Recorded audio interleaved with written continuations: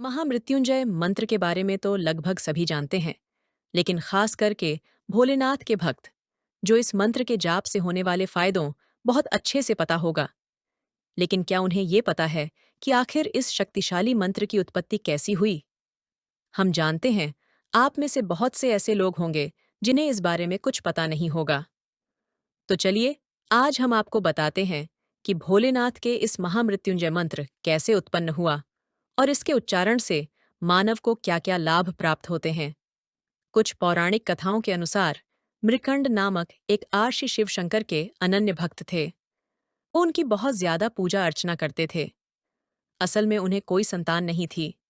वो जानते थे कि देवों के देव महादेव अगर उन पर प्रसन्न हो जाएंगे तो उन्हें संतान की प्राप्ति अवश्य होगी। यही मन में विचार कर उन्होंने शिव जो खुश करने के लिए घोर तप किया, और जो वो चाहते थे वो हुआ। भगवान शंकर उनकी तपस्या से खुश हुए और उन्हें दर्शन दिए। जब उन्होंने मृखंड को वरदान मांगने के लिए कहा तो आरष्य ने पुत्र प्राप्ति का वरदान मांगा।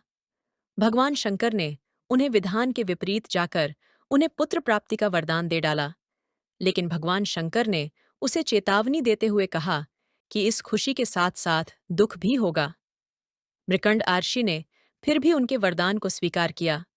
भोले शंकर के वरदान से आर्षि को पुत्र प्राप्त हुआ, जिनका उन्होंने मार्कंडेय नाम रखा। ज्योतिषियों ने जब इस बालक की कुंडली देखी तो उन्होंने आर्षि और उनकी पत्नी को बताया कि ये विलक्षण बालक अल्पायु है, यानी इसकी उम्र केवल 12 वर्ष है। इतना सुनते ही आर्षि की खुशी दुख में बदल गई, लेकिन उन्होंने धैर्य रखते हुए अपनी पत्नी को समझाया कि जिस भोलेनाथ ने हमें इन्हें वरदान के रूप में भेंट किया है, वहीं इसकी रक्षा भी करेंगे। धीरे धीरे मार्कंडेय आर्षि बड़े होने लगे। उन्होंने अपने पिता से शिवमंत्र की दीक्षा ग्रहण की। एक दिन उनकी माता ने दुखी होकर अपने पुत्र को बता दिया कि वे अल्पायु हैं।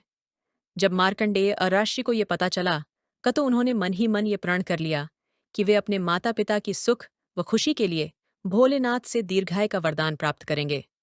इसके बाद उन्होंने एक मंत्र की रचना की और शिव मंदिर में बैठकर इस मंत्र का पाठ करने लगे। बता दें, वो मंत्र है एयुएम त्र्यंबकम यजामहे सुगंधिम पुष्टिवर्धनम उर्वारुकमिव बंधनान मृत्युर्मुक्षीय मामृतात्। जिस हम महामृत्युंजय मंत्र के नाम से जानते हैं, मान्यता है कि जब यमदूत उन्हें लेने आए तो बालक मार्कंडेय भगवान शंकर की आराधना में मग्न था। तो वो उनके अखंड जाप के संकल्प के पूरे होने की इंतजार करने लगे। लेकिन थोड़े देर बाद वे वापस लौट आए और यमराज को बताया कि वे बालक तक पहुंचने का साहस नहीं कर पाए। इस पर यमराज को क्रोध आ गया और कहा कि मृकंड के पुत्र को मैं स्वयं लेकर आऊंगा, और उसे लाने के लिए निकल पड़े। जब वह वहां पहुंचे तो बालक मार्कंडेय जोर जोर से महामृत्युंजय मंत्र का जाप करते हुए शिवलिंग से लिपट गया। यमराज ने उसे शिवलिंग से खींच कर ले जाने की कोशिश की। तभी जोरदार हुंकार से मंदिर कांपने लगा और शिवलिंग से महाकाल प्रकट हो गए।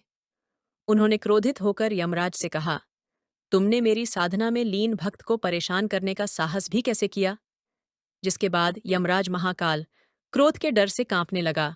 उन्होंने कहा, प्रभु, मैं आपका सेवक हूं और आपने ही जीवों से प्राण हरने का हक मुँह दिया है। इतना सुनते ही भगवान का क्रोध थोड़ा शांत हो गया और तो बोले कि हाँ, तुम ठीक कह रहे हो, लेकिन मैं अपने इस भक्त की स्तुति से बहुत प्रसन्न हूं और मैं इसे दीर्घायु होने का वरदान देता हूं, इसलिए तुम इसे नहीं ले जा सकते। इसके बाद यम ने शंकर भगवान को प्रणाम करते हुए कहा, प्रभु, आपकी आज्ञा सर्वोपरि है।